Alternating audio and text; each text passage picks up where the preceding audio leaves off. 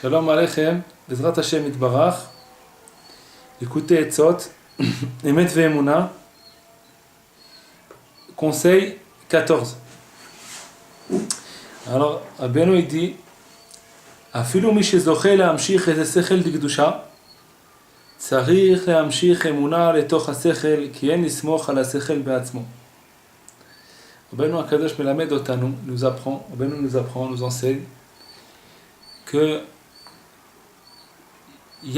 on doit amener, grâce à ce qu'on fasse, on va faire des mitzvot, on va accomplir des mitzvot avec la joie, on va recevoir un sechel, on peut recevoir un sechel, une intelligence supérieure. Okay? C'est-à-dire que nous, on a l'impression, on aurait pu croire, que pour recevoir une intelligence spéciale, alors il faut beaucoup travailler avec notre tête et puis s'aiguiser le cerveau. Bien que c'est vrai, Rabbeinu il dit dans la Torah, je crois que c'est la Torah Samerbet, qu'il dit qu'il y a une grande mitzvah gdola lechaded et hasechel, une grande mitzvah d'aiguiser son cerveau. Rabbeinu il dit dans la Torah Samerbet. Malgré tout, Rabbeinu nous enseigne là que il y a le sechel qu'on va recevoir, l'intelligence qu'on va recevoir, c'est une intelligence, on peut la recevoir en faisant les mitzvot avec une simcha. Okay? On peut recevoir une intelligence spéciale, un sechel, en faisant les mitzvot avec la joie. Il y a tout un chemin que Rabbeinu nous enseigne, c'est dans une Torah de Rabbeinu, la Torah Kavdalet. Comment faire quand on fait les mitzvot avec simcha, la mitzvah elle commence à s'élever, elle commence à parcourir tous les mondes, elle réveille tous les mondes à la Vodat Hashem, elle réveille tous les mondes au service divin. La mitzvah elle va, si on la fait la mitzvah avec simcha, on lui donne des forces, on lui donne des pieds à cette mitzvah, et cette mitzvah elle va et elle réveille les mondes entiers jusqu'à que elle nous emmène d'un endroit très très haut, du Keter, elle nous ramène à nous une intelligence. Maintenant, cette intelligence-là qu'on va recevoir, malgré que c'est une intelligence que l'on va pouvoir, quand on va ouvrir les livres de la Torah, on va ouvrir les livres, quand on va regarder, on va commencer on va dire en français, c'est dur à traduire, les idbonen, peut-être on peut traduire ça méditer peut-être, je ne sais pas exactement si c'est exactement la même chose. Méditer, ça veut dire on va commencer à réfléchir, on va recevoir un sechel. On va pouvoir comprendre les choses qui sont plus haut que de ce qu'on voit. Pas une intelligence que 4 et 4 ça fait 8, et puis ça c'est on parle d'une intelligence qui est beaucoup plus haut que ça. C'est le pourquoi. Le pourquoi. Ça veut dire normalement, les gens ils cherchent toujours le comment. Mais il y a aussi le pourquoi. Le pourquoi, il est plus haut que le comment. Alors le pourquoi, ça veut dire pourquoi c'est comme ça.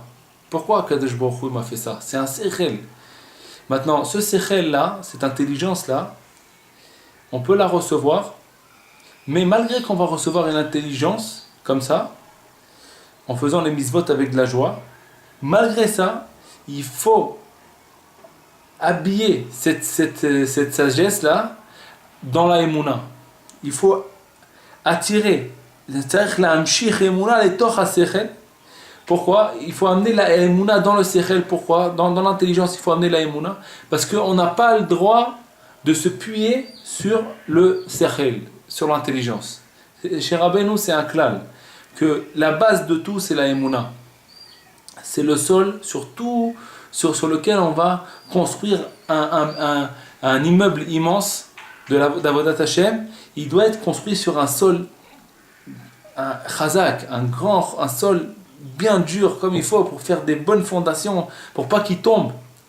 Et c'est quoi la bonne fondation? C'est quoi le bon sol? C'est la émouna. Si le sol il est pas bon, c'est-à-dire que notre émouna elle est pas bonne, on pourra pas.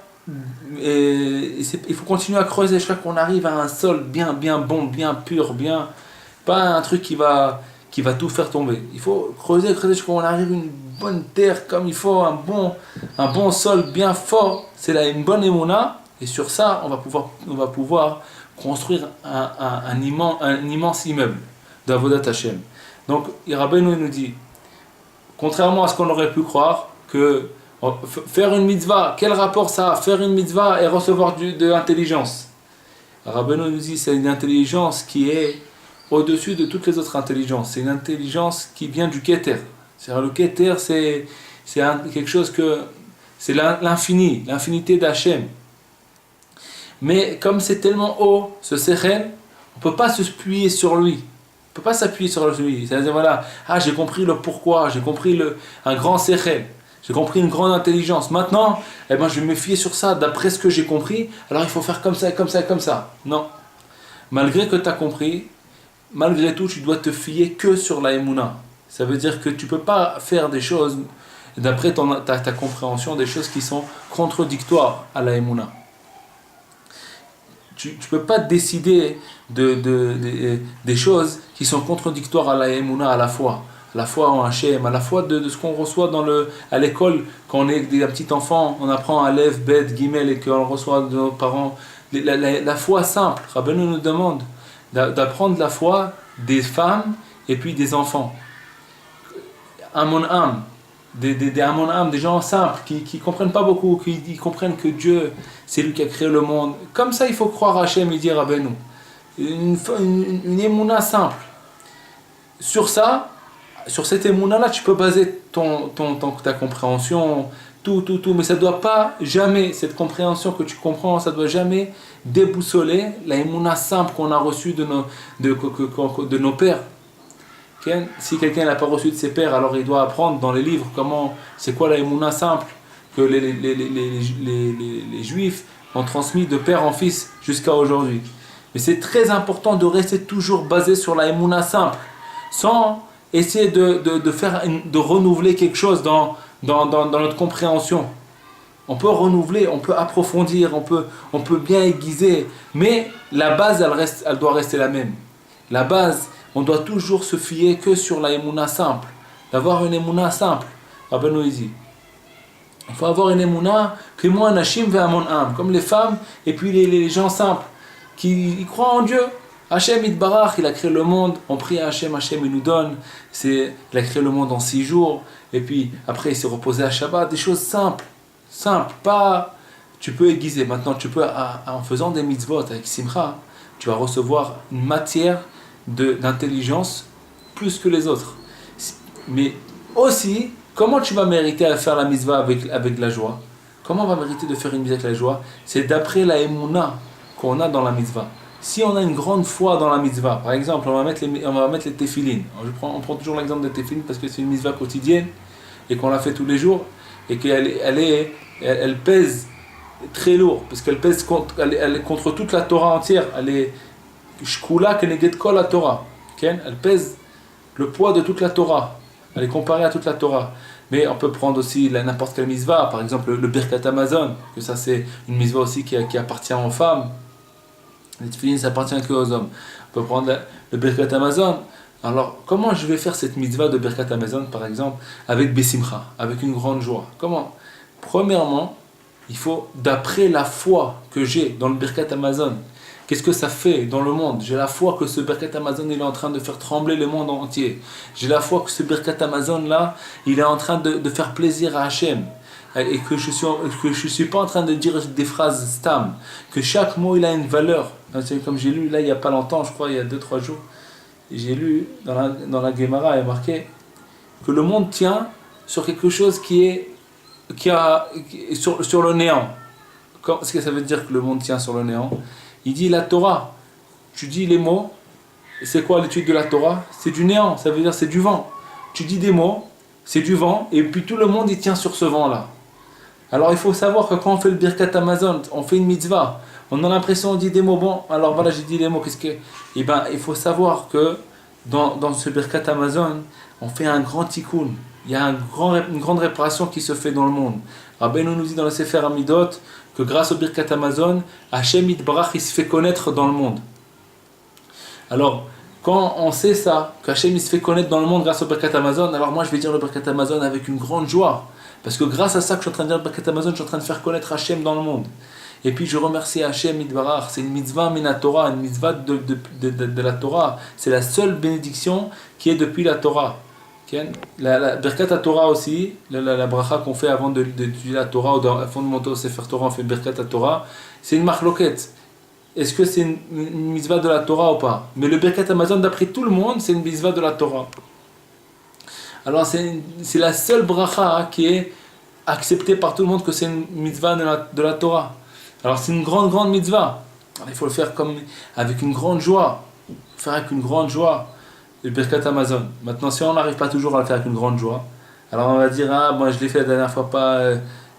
Même si tu arrives à le faire dans la semaine, une fois, avec une grande joie, à chaque fois qu'on arrive à se rappeler, parce qu'on est dans une lutte, on est dans une guerre, le Yetzer Hara tous les jours il se bat avec nous. Chaque fois qu'on arrive à faire une mitzvah avec une grande joie, on fait encore plus plaisir à Hachem, parce que la mitzvah elle prend une autre valeur, elle prend un autre impact dans le monde.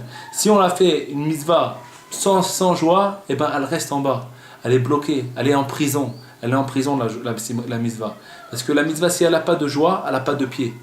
Alors, il nous dit, Rabbeinu, que les mitzvot qu'on fait, même si on les fait pas avec de la joie, quand il vient le Shabbat, il élève toutes les mitzvot qu'on a fait dans la semaine sans joie. Le Shabbat, il a une force.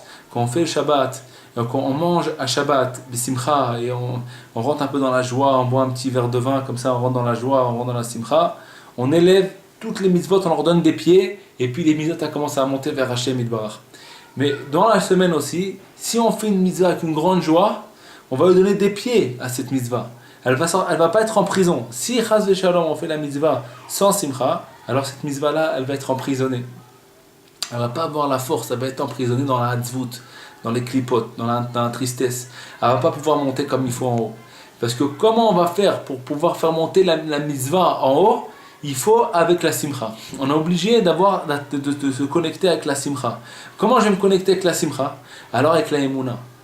Il faut savoir que quand tu as la foi dans ton Birkat Hamazon, que ton Birkat Hamazon il a une grande valeur aux yeux d'Hachem. Pense une seconde avant de faire un Birkat Hamazon. Sache que toi, quand tu fais toi, dafka toi, parce qu'il n'y a pas d'autre à part toi qui vit aujourd'hui dans ce monde et qui est aujourd'hui un juif et qui est obligé aujourd'hui de faire le Birkat Hamazon. Si tu as mangé du pain, 30 grammes de pain, tu dois faire le Birkat Hamazon.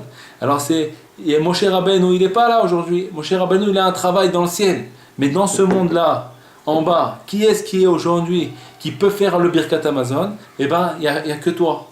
Il n'y a que toi. Que toi et les juifs qui sont aujourd'hui là. Mais même les juifs qui sont là, chacun il a un travail différent. Parce que chacun, c'est une autre étincelle. Et ton travail à toi, cette étincelle qui est venue dans ce monde, elle n'est pas venue pour rien.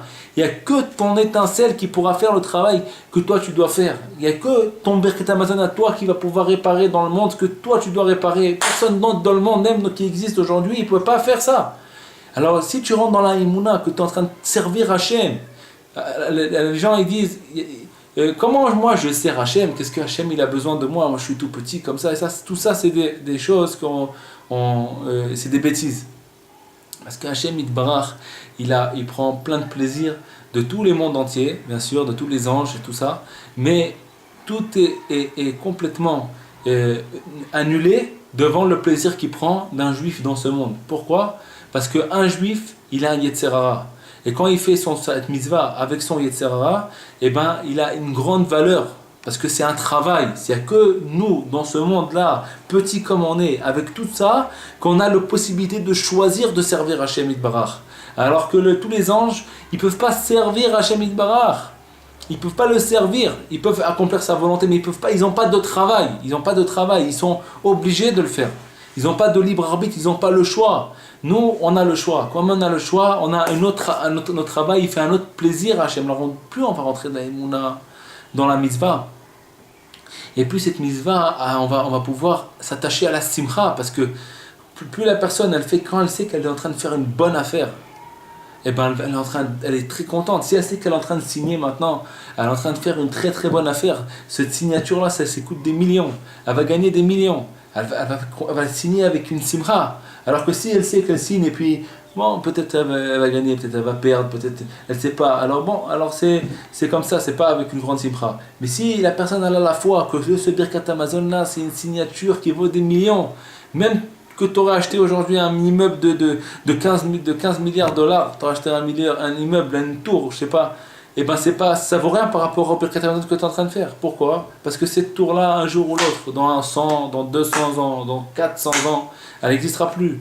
Mais ton Birkat Hamazon, il est infini. Parce que tu as servi à Hachem Itbarach, que Dieu il est infini, et le Birkat Hamazon, les mitzvot, et puis Hachem Itbarach, ils sont un. Donc quand tu es en train de t'attacher au Birkat Hamazon, tu es en train de t'attacher à Hachem, tu t'attaches à l'infinité, à l'infini. Et quand tu prends le temps que tu as dans ta journée, et tu prends 4 minutes de ta journée pour faire un Birkat Hamazon, et ben ces 4 minutes-là, tu les as transformées en infini. Donc tu es en train de signer une signature là qui vaut des millions, plus que des millions. Je dis des millions parce qu'on n'arrive pas à réfléchir plus que ça. C'est le maximum, notre cerveau il est limité. Donc pour nous, des millions c'est beaucoup, des milliards, on va dire encore, c'est encore plus, mais c'est même. Donc pour nous, on ne comprend pas ce que c'est, mais c'est beaucoup plus que ça en vérité. Mais plus on va rentrer dans la Emouna, que cette mitzvah elle a une valeur, et plus on va réussir à rentrer dans la simcha. Et quand on va rentrer dans la simcha, on va donner des pieds à la mitzvah. Et la mitzvah, elle va aller, elle va se balader, elle va commencer à monter vers Hachem Itbarach, et elle va réveiller les mondes entiers au service d'Hachem. Et puis tous les mondes ils vont commencer à monter, il va y avoir une élévation. De monde en monde, comme ça va, tout commence de nous, à partir de ce monde-là. Et tout commence d'après une partie d'une mitzvah faite avec une joie. Et alors, quand ça va s'élever, on va arriver en haut, au Keter. Rabbeinu nous dit qu'il y a là-bas un Keter. Un Keter, c'est quelque chose qui bloque, pour pas qu'il y a une limite, pour pas que la mitzvah elle va plus qu'elle a le droit d'y arriver. Donc il y a un sommet, un summum, la mitzvah peut plus continuer. Donc elle arrive là-bas et elle frappe.